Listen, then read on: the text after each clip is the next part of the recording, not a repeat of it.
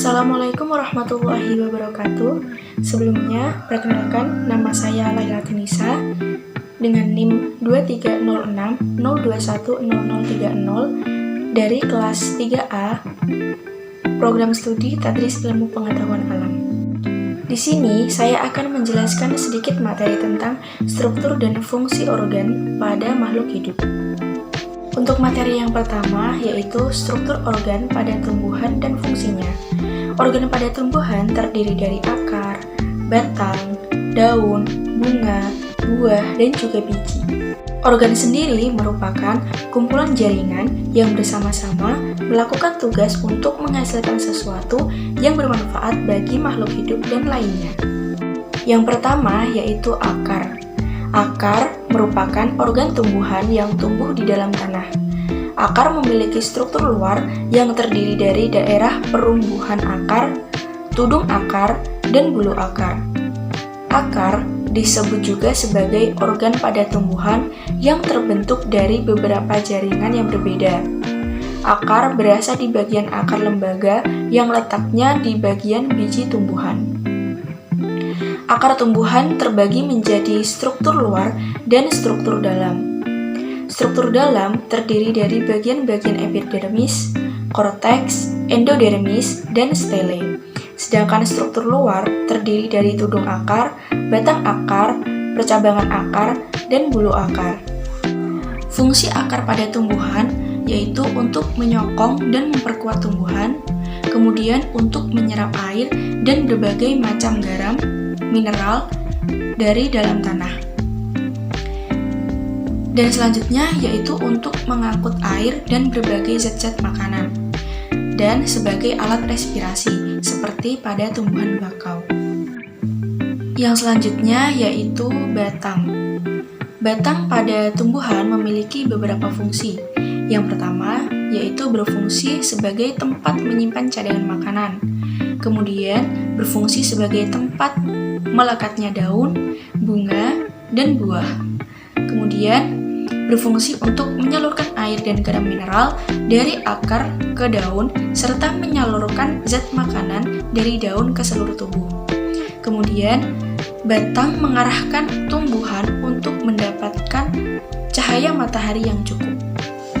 Struktur akar dibedakan menjadi dua, yaitu akar monokotil dan dikotil. Nah, perbedaannya yaitu yang pertama, batang monokotil tidak bercabang-cabang, sedangkan batang dikotil memiliki batang yang bercabang-cabang. Kemudian, bagian hipodermis batang monokotil berupa sklerenkim, sedangkan pada bagian dikotil berupa kolenkim. Kemudian, batang monokotil memiliki pembuluh angkut terbesar, sedangkan pada pembuluh dikotil memiliki pembuluh angkut yang teratur. Kemudian, batang monokotil tidak memiliki jari-jari empulur, sedangkan batang dikotil memiliki empulur berupa deretan parenkim di antara berkas pengangkut. Kemudian, batang monokotil tidak memiliki kambium vaskular, sedangkan batang dikotil memiliki kambium vaskular. Dan batang dikotil memiliki kambium di antara xilem dan floem, sedangkan monokotil tidak memilikinya. Kemudian yang selanjutnya yaitu daun. Daun memiliki struktur yaitu epidermis, jaringan dasar, berkas pengangkut, dan jaringan tambahan. Sedangkan fungsi daun pada tumbuhan yaitu sebagai tempat melakukan fotosintesis, sebagai organ pernapasan yaitu stomata yang berfungsi sebagai organ respirasi, kemudian sebagai tempat terjadinya penguapan air, dan sebagai alat perkembangan tumbuhan untuk proses pertukaran gas oksigen dan karbon dioksida. Ini yang selanjutnya yaitu bunga. Pada tumbuhan, bunga muncul pada fase reproduksi dan tumbuhan berkembang biak. Bunga merupakan organ tumbuhan yang memiliki hasil dari modifikasi batang. Nah, struktur pada bunga yang pertama yaitu kelopak bunga yang berfungsi untuk membungkus atau melindungi kuncup bunga sebelum mekar. Kemudian terdapat mahkota bunga yang berfungsi untuk menarik serangga untuk proses menyerubuki bunga. Pada bunga dikotil, biasanya mahkota bunga berjumlah 4, 5, atau kelipatannya, sedangkan pada monokotil berjumlah 3 atau kelipatannya. Kemudian, terdapat benang sari, merupakan alat kelamin jantan pada tumbuhan fertil yang terdiri dari kepala sari, serbuk sari, tangkai sari, dan penunjang kepala sari. Kemudian terdapat putik. Putik sari merupakan alat kelamin betina pada tumbuhan yang di dalamnya terdapat bakal buah dan bakal biji. Kemudian yang selanjutnya yaitu buah. Buah merupakan hasil proses perkembangbiakan yang terjadi pada bunga. Nah, struktur buah tersebut yaitu terdapat tangkai, yaitu bagian yang menghubungkan buah dengan batang. Kemudian kulit buah, yaitu lapisan terluar buah untuk melindungi daging buah. Kemudian terdapat daging buah, yaitu bagian dari buah yang biasanya bisa dimakan. Kemudian terdapat biji yang menjadi bakal tumbuhan baru yang biasanya berada di bagian tengah-tengah buah. Kemudian yang selanjutnya yaitu biji. Biji menjadi alat utama untuk berkembang biak dan menyebar. Biji juga menjadi alat vital dari tumbuhan. Berdasarkan jumlah keping yang dimilikinya, biji dibedakan menjadi 2, yaitu biji berkeping 1 dan biji berkeping 2. Biji berkeping 1 seperti pada biji jagung, padi, melinjo, salak, dan pepaya. Sedangkan pada biji berkeping 2 seperti kedelai, petai, kacang tanah, jengkol, dan kacang hijau. Kemudian yang selanjutnya yaitu struktur organ pada manusia dan fungsinya. Organ tubuh manusia merupakan kumpulan jaringan yang memiliki peran khusus dan masing-masing memiliki tugasnya sendiri yang saling berkaitan satu sama lain. Organ tubuh pada manusia yang pertama yaitu hati. Fungsi hati yaitu sebagai kelenjar pencernaan mengeluarkan getah empedu yang mengandung garam-garam empedu ke dalam usus 12 jari dalam mencerna lemak. Kemudian yang kedua, terdapat ginjal yang berperan dalam mengeluarkan limbah serta mengatur keseimbangan elektrolit. Ginjal mengekskresikan urin ke ureter yang selanjutnya diteruskan keluar dari tubuh. Kemudian terdapat jantung yang berfungsi untuk memompa darah dalam tubuh dan untuk memberikan darah beroksigen ke seluruh organ tubuh melalui pembuluh darah. Kemudian terdapat paru-paru yang berfungsi dalam membantu pernapasan dan menjadi organ yang paling penting dalam sistem pernapasan. Bekerja sama dengan organ lain yaitu jantung. Dari vena darah, paru-paru mengeluarkan gas karbon dioksida dan kotoran lainnya. Selanjutnya yaitu lambung yang berfungsi untuk mengeluarkan asam lambung, asam klorida, serta menjaga tingkat pH yang mempengaruhi terhadap proses pencernaan. Kemudian terdapat usus halus yang berfungsi untuk menyerap sebagian besar nutrisi yang ditemukan dalam makanan. Pada saat makanan dicerna mencapai usus halus dan sudah secara mekanis dipecah menjadi cairan. Kemudian terdapat darah yang berperan dalam mengangkut oksigen yang dibutuhkan oleh sel-sel di seluruh tubuh. Darah juga berfungsi sebagai menyuplai jaringan tubuh dengan nutrisi. Kemudian terdapat pankreas yang berfungsi untuk mengeluarkan cairan pankreas dan juga insulin. Kemudian terdapat otak yang berfungsi untuk mengatur dan mengkoordinir sebagian besar gerakan, perilaku, dan fungsi tubuh homeostasis seperti detak jantung, tekanan darah, keseimbangan cairan tubuh, serta suhu tubuh.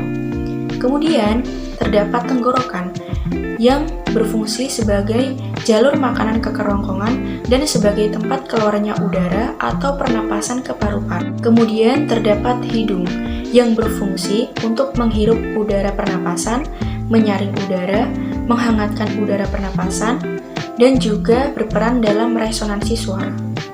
Kemudian terdapat mulut yang berfungsi sebagai tempat awal masuknya makanan dan minuman dan juga untuk berbicara. Kemudian terdapat kelenjar pineal. Kelenjar pineal merupakan kelenjar endokrin yang berwarna abu-abu kemerahan yang terdapat di dalam otak. Kelenjar pineal memiliki ukuran yang kecil, yaitu seperti sebutir beras dan terutama terdiri dari sel-sel khusus yang disebut pinealocytes. Kemudian terdapat hipotalamus yang merupakan bagian dari otak manusia yang berperan dalam mengontrol pelepasan hormon utama oleh kelenjar hipofisis. Kemudian faring yang merupakan organ tubuh manusia yang kegunaannya untuk menyaring udara. Faring membuat udara menjadi hangat, membasahi, dan melewati ini melembabkan udara ke paru-paru. Kemudian terdapat laring yang berfungsi untuk memberikan nada suara ketika berbicara. Laring lebih dikenal sebagai kotak suara. Kemudian terdapat kelenjar tiroid. Nah, kelenjar tiroid ini terletak di pangkal leher dan kelenjar endokrin terbesar dalam tubuh. Kemudian terdapat empedu sebagai tempat menyimpan empedu yang diekskresikan oleh hati sehingga dibutuhkan untuk pencernaan. Kantung empedu ini juga berperan dalam membantu pencernaan lemak. Kemudian terdapat rektum sebagai tempat untuk menampung feses. Kemudian terdapat kelenjar ludah yang berfungsi untuk mengeluarkan air liur ke dalam mulut untuk membasahi makanan. Kelenjar ludah juga memulai pencernaan dan membantu dalam melindungi gigi dari gangguan penyakit. Kemudian terdapat kerongkongan yang berfungsi sebagai jalan bolus dari mulut ke lambung. Jalannya bolus dari mulut ke lambung melalui awalnya dari kerongkongan yang disebabkan oleh adanya suatu gerakan yang disebut sebagai gerakan peristaltik. Kemudian terdapat usus besar yang berfungsi untuk menyerap air dan elektrolit dari sisa-sisa pencernaan dan menyimpan kotoran sampai diekskresikan melalui BAB. Kemudian terdapat diafragma, merupakan partisi otot antara perut dan rongga dada dan meluas di bagian bawah tulang rusuk yang berfungsi sebagai membantu sistem pernapasan. Kemudian terdapat limpa yang berfungsi untuk menyaring darah. Dan terdapat ovarium yang merupakan bagian dari sistem reproduksi wanita yang terletak di dinding lateral pelvis dan menempel pada rahim wanita. Kedua ovarium tersebut terhubung satu sama lain dengan tuba Fallopi. Kemudian materi selanjutnya yaitu struktur organ pada hewan dan fungsinya. Yang pertama yaitu terdapat jaringan epitel yang merupakan jaringan yang melapisi atau menutup permukaan tubuh, organ tubuh, rongga tubuh, atau permukaan saluran tubuh hewan. Nah, fungsi dari jaringan epitel ini yang pertama yaitu untuk pelindung atau proteksi. Yang kedua, sebagai kelenjar atau menghasilkan getah. Yang ketiga, sebagai kelenjar terbagi menjadi eksokrin dan endokrin. Kemudian sebagai penerima rangsangan atau reseptor. Kemudian sebagai jalur lalu lintas transportasi zat. Kemudian terdapat jaringan ikat yang berfungsi sebagai pengikat, penyokong, dan pemberi bentuk pada tubuh. Yang termasuk jaringan ikat yaitu jaringan pengikat, jaringan tulang rawan, jaringan tulang, dan jaringan limfa. Kemudian terdapat jaringan otot. Nah, jaringan otot ini dibagi menjadi 3, yaitu otot lurik yang merupakan otot yang menempel pada rangka. Otot lurik mempunyai banyak inti sel. Otot lurik bekerja di bawah kesadaran. Dan yang kedua, terdapat otot polos yang bentuk selnya menyerupai gelendong. Setiap sel memiliki satu inti sel yang terletak di bagian tengah sel. Nah, otot polos ini tidak bekerja di bawah kesadaran. Contohnya seperti lambung, usus, kandung kemih, dan saluran pernapasan. Dan yang ketiga yaitu otot jantung yang bekerjanya tidak di bawah kesadaran. Struktur otot jantung mirip dengan otot lurik. Selnya membentuk rantai dan bercabang dengan 1 atau 2 inti sel. Otot jantung hanya terdapat di jantung, tidak terdapat di organ lainnya. Kemudian terdapat jaringan saraf yang berfungsi untuk menanggapi rangsangan dan meneruskan impuls dari satu bagian tubuh ke bagian tubuh yang lainnya. Jaringan saraf tersusun atas sel-sel saraf atau neuron. Sel saraf ini terdiri atas badan sel yang memiliki banyak cabang. Cabang-cabang inilah yang akan menghubungkan sel saraf yang satu dengan sel saraf yang lainnya, sehingga terbentuk jaringan saraf. Nah, jaringan saraf dibagi menjadi 3, yaitu terdapat sel saraf motorik, sel saraf sensorik, dan sel saraf penghubung. Sekian materi yang dapat saya sampaikan. Apabila ada kesalahan maupun kekurangan, saya mohon maaf. Kurang lebihnya, terima kasih. Wassalamualaikum warahmatullahi wabarakatuh.